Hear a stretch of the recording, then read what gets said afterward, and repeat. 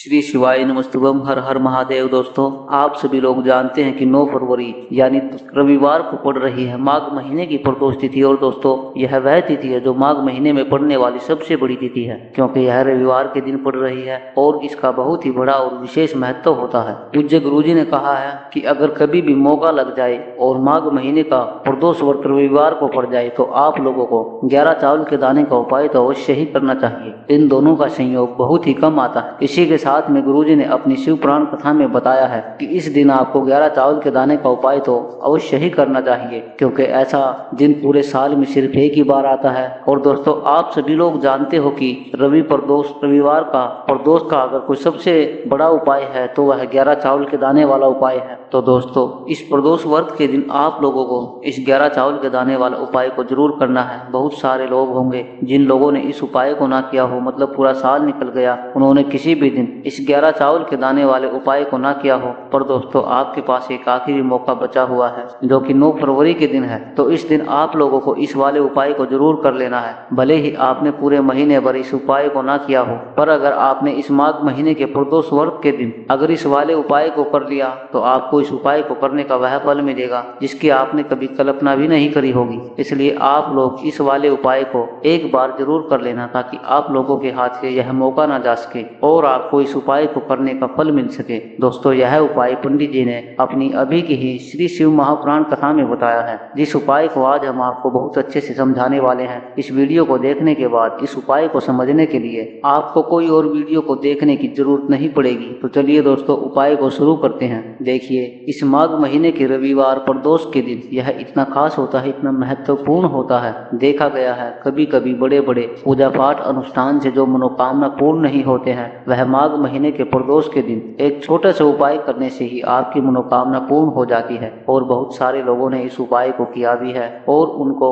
इस उपाय को करने का फल भी जरूर मिला है। अगर आप लोग भी इस उपाय को करना चाहते हैं तो आप इस उपाय को पहले अच्छे से सुन लेना, समझ लेना, उसके बाद आपको इसका फल जरूर मिलेगा। और इस उपाय को कर लेने से आपके घर में चाहे किसी भी प्रकार की दुख और समस्या क्यों न चल रही हो, आपको उसका कारण भी नहीं पता है कि भाई यह समस्या किस कारण से चल रही है। उसका कुछ भी कारण हो सकता है, जैसे पितृ दोष हो सकता है या किसी भी तरह का मंगल दोष भी हो सकता है। तो इस दिन आप लोगों को यह वाला उपाय कर लेना है। तो चलिए अब उपाय के बारे में बात करते हैं, लेकिन उससे पहले आप लोगों को यह जानना आवश्यक है कि आखिर यह उपाय किस समय करना है, किसको करना है और कैसे करना है। तो चलिए हम आगे आपको वीडियो में एक एक करके बता देते हैं। लेकिन उससे पहले अगर आप लोग हमारे चैनल पर पहली बार आए हैं या फिर मेरी आवाज आप पहली बार सुन रहे हैं तो हमारे चैनल को सब्सक्राइब जरूर कर लेना और इस वीडियो को लाइक करके कमेंट बॉक्स में श्री शिवाय नमस्तुभम या फिर ओम नमः शिवाय जरूर टाइप कर देना। दोस्तों,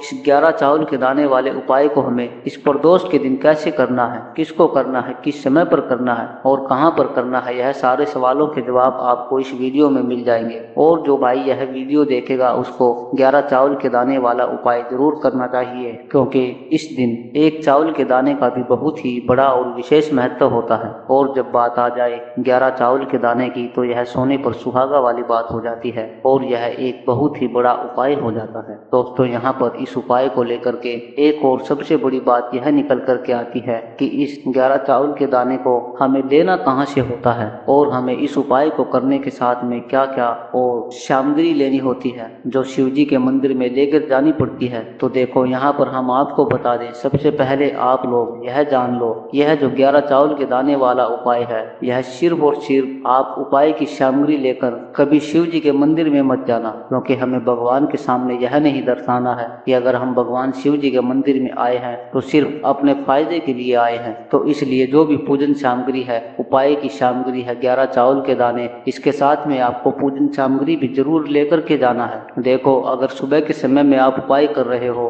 तो सीधी सी बात है, एक लोटा जल तो आपको लेकर के ही जाना है। वही एक लोटा जल अगर मिट्टी का जल हो तो बहुत ही अच्छा रहेगा। मिट्टी का जल कैसे बनाया जाता है इसके लिए हमने पहले ही बहुत सारी वीडियो में बता रखा है। आपके पास इस दिन एक आखिरी मौका रहेगा मिट्टी का जल शिव जी के शिवलिंग पर चढ़ाने का और उपाय को करने का। बहुत ही बड़ा आपको इस दिन फल मिलेगा। तो इसलिए इस दिन हो सके तो मिट्टी का जल अपने साथ में कम से कम एक लोटा जल तो आपको लेकर के जाना ही है। अगर मिट्टी का जल नहीं है तो घर का जल भी आप इस्तेमाल कर सकते हैं। इसके अलावा जो भी आप पूजन सामग्री देखो देखो 11 चावल के दाने यह अलग रहेंगे आपके, और जो आपकी पूजन सामग्री रहेगी वह अलग रहेगी। पूजन सामग्री में आप जो भी चीज लेकर के जाना चाहे वह आप लेकर के जा सकते हैं, उसमें कोई भी दिक्कत वाली बात नहीं है। वहीं अगर हम बात करें शाम के समय की, तो शाम के समय शिव जी पर जल नहीं चढ़ता है, इसलिए शाम के समय आप लोग एक दीपक तैयार करके ले जाओगे जो कि गोल बाती का, आटे का, शुद्ध देसी घी, शुद्ध देसी गाय के घी का दीपक होगा। इस बात को आप लोगों को ध्यान रखना है और इस दीपक को आपको घर से जला करके नहीं लेकर के जाना है, भगवान शिव जी के मंदिर में जाकर ही जलाना है। इस बात का भी आप लोगों को ध्यान रखना है। अब दोस्तों यहाँ पर हमें इस बात को समझना है कि 11 चावल के दाने हमें लेना कहाँ से है। क्या हमें दुकान से लेकर आना है या हमें अपने घर से लेना है, कहाँ से लेकर के आना और कौन सा चावल लेना है, क्योंकि चावल भी बहुत प्रकार के होते हैं। तो देखो इन सभी सवालों के जवाब आप लोग एक बात में सुन लो।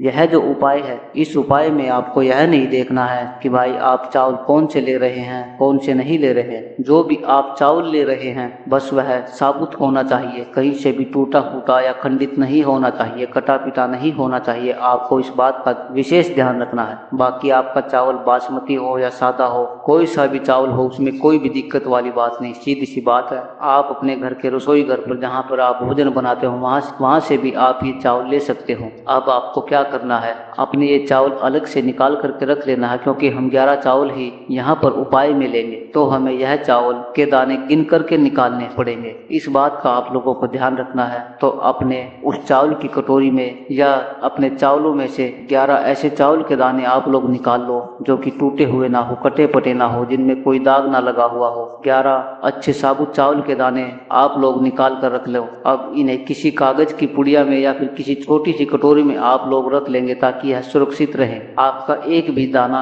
इधर उधर ना हो, आपका उपाय भी अच्छे से पूरा हो जाए। तो भाई जैसे ही आपका उपाय की जो सामग्री है 11 चावल के दाने यह तैयार हो जाते हैं, उसके बाद में आपको जो भी अपनी पूजन सामग्री या सुबह के समय में कर रहे हो तो 1 लोटा जल या पूजन सामग्री जो लेकर के जाना चाहो उसकी भी तैयारी कर लेना। और शाम का जो समय है तो जो भाई अपना दीपक है उसे तैयार कर लेना। और उपाय को करते समय शुद्धता का विशेष ध्यान रखना है। सुबह स्नान करने के बाद ही उपाय को करने आप लोग तैयारी करना। उसके बाद अगर शाम के समय में उपाय को करने जा रहे हो तो आपको स्नान करने की जरूरत नहीं है, लेकिन शुद्धता का विशेष ध्यान रखना है। आपको स्नान तो नहीं करोगे, आप हाथ मुंह धोकर इस वाले उपाय को शाम के समय प्रदोष काल में कर सकते हैं, इसमें कोई दिक्कत वाली बात नहीं है। तो आप अपने उपाय की पूरी सामग्री तैयार करते हैं। आपके पास में जो शिव जी का शिव मंदिर है वहां पर आप पहुंच जाइए। सबसे पहले शिव जी के मंदिर में जाकर के आप लोगों को उपाय नहीं करना है, पहले भगवान के दर्शन करना है, भगवान से आशीर्वाद प्राप्त करना है, फिर शिव जी की शिवलिंग के पास में आना है। शिवलिंग के पास में आने के बाद जो पूजन सामग्री आप लेकर के आए हैं, जैसे कि सुबह गए होंगे तो 1 लोटा जल जो भी पूजन सामग्री लेकर के आए हैं आप उनसे भगवान शिव जी का पूजन कीजिए। सबसे पहले तो 1 लोटा जल ही चढ़ेगा, उसके बाद में आपकी पूजन सामग्री चढ़ेगी। उसके बाद में अगर दोस्तों शाम के समय आप इस उपाय को कर रहे हो तो अपने साथ में कम से कम जो एक दीपक गोल बाती का जो आप लेकर के गए हैं उस दीपक को मंदिर में जाकर के अपनी माचिस से जलाना है और उस दीपक को शिवलिंग के पास में रखना है। इस दीपक को रखने के बाद ही आप लोगों को यह वाला उपाय शुरू करना है। और दीपक को ज्यादा पास मत रखना, भगवान शिव को आंच नहीं लगनी चाहिए। तो जैसे ही आपकी पूजा अर्चना हो जाती है, आप भगवान शिव को प्रसन्न कर लेते हैं, उसके बाद में शिवलिंग के पास ही में ही आप कहीं पर बैठ जाइए, सामने या आसपास जिस जगह पर आपको बैठना हो आप वहां पर बैठ जाइए और अपने वह 11 चावल के दाने अपने सामने निकाल करके रख लीजिए। क्योंकि अब यहाँ पर उपाय को यहाँ पर करने की आपको तैयारी करनी है। और इस तरीके से जब आप उपाय करेंगे, पूजन सामग्री तैयार करने के बाद, पूजा अर्चना करने के बाद, तो आपको उपाय का फल बहुत ही जल्दी और बहुत बड़ा होकर के मिलेगा। तो अपने 11 चावल के दाने अपने सामने निकाल करके रख लेना। और यह जो उपाय है यह आपकी सीधे हाथ की हथेली से होगा, इसलिए इस बात का भी विशेष रूप से ध्यान रखना है। तो सीधे हाथ की हथेली का प्रयोग करके ही आप लोग अपना इस वाले उपाय को करना है। अपने सामने जो भी कागज की पुड़िया या जो भी आप कटोरी लेकर के गए हो अपने सामने रख लो और यह 11 चावल के दाने निकाल लो। उसके बाद में दोस्तों आपको क्या करना है कि शिवलिंग आपके सामने होगी तो आपने वह 11 चावल के दाने एक एक करके आपको शिव जी के शिवलिंग पर चढ़ाना है। शिवलिंग के ऊपर चढ़ाना है और कहीं भी नहीं चढ़ाना है, आपको अपने हथेली से शिवलिंग के ऊपर चढ़ाना है। भले ही फिर वह अपने आप जलाधारी पर गिर जाए या मतलब कहीं पर भी गिर जाए, उसमें भी कोई दिक्कत वाली बात नहीं है, पर आप चढ़ाओ शिवलिंग के ऊपर ही। तो आपको क्या करना है, अपना पहला चावल का दाना दाना उठाना है, श्री शिवाय नमस्तुभ्यम बोलना है और शिवलिंग पर चढ़ा देना है। इस तरीके से दूसरा चावल का दाना उठाना है, शिवलिंग पर चढ़ाना है और मंत्र बोल देना। फिर तीसरा चावल का दाना उठाना है, श्री शिवाय नमस्तुभ्यम बोलना है और इसे चढ़ा देना। इसी प्रकार से आपको पूरे 11 चावल के दाने एक एक करके शिव जी के शिवलिंग के ऊपर चढ़ाना है और भगवान से प्रार्थना करते जाना है। मतलब प्रार्थना तो आपको आखिर में करना है, पर हर एक चावल के दाने को चढ़ाते समय श्री शिवाय नमस्तुभ्यम जरूर बोलना है। उसके बाद में यह चावल का दाना शिवलिंग के ऊपर आपको चढ़ाना है। जैसे ही आपके 11 चावल के दाने शिवलिंग के ऊपर चढ़ जाते हैं तो भाई उसके बाद में आपको क्या करना है, भगवान से अपनी मनोकामना बोलना है। मनोकामना कब बोलना है, जब आपका 11 चावल का दाना आपके सीधे हाथ की हथेली में हो और आप उसे चढ़ाने के लिए जा रहे हो। श्री शिवाय नमस्तुभ्यम बोलकर उस आखिरी चावल के दाने को शिवलिंग के ऊपर चढ़ा देना और भगवान से फिर अपनी वह मनोकामना बोल देना जिस मनोकामना के लिए आप अपना यह वाला उपाय कर रहे हैं, जिस भी दुख और परेशानी के लिए आप अपना यह वाला उपाय कर रहे हो। उसके बाद में जैसे ही आप अपनी मनोकामना बोल देते हो आपका यह वाला उपाय पूरा हो जाता है। और दोस्तों उपाय को करने के बाद आप लोगों को 2 मिनट भगवान शिव जी के मंत्र का जाप जरूर करना है और मंत्र का जाप करने के बाद भगवान से एक बार प्रार्थना करना है अपनी मनोकामना के लिए या अपनी जो भी दुख और परेशानी है। उसके बाद में आप लोग भगवान को देख करके भगवान से प्रार्थना करके उनसे आशीर्वाद लेकर के वहां से उठ सकते हैं और अपने घर पर जा सकते हैं। बस दोस्तों यहाँ पर यह वाला उपाय पूरा हो जाता है। इस तरीके से जो भी व्यक्ति छोटी छोटी चीजों को ध्यान में रखते हुए 11 चावल के दाने वाले उपाय को करेगा, निश्चित सी बात है उसे उसकी मनोकामना जल्द ही पूर्ण होगी और जो भी दुख और परेशानी है वह भी बहुत जल्दी दूर होंगे। और दोस्तों अगर आपको हमारी यह वीडियो पसंद आई हो तो हमारे इस वीडियो को लाइक और चैनल को सब्सक्राइब जरूर करें। श्री शिवाय नमस्तुभ्यम। हर हर महादेव।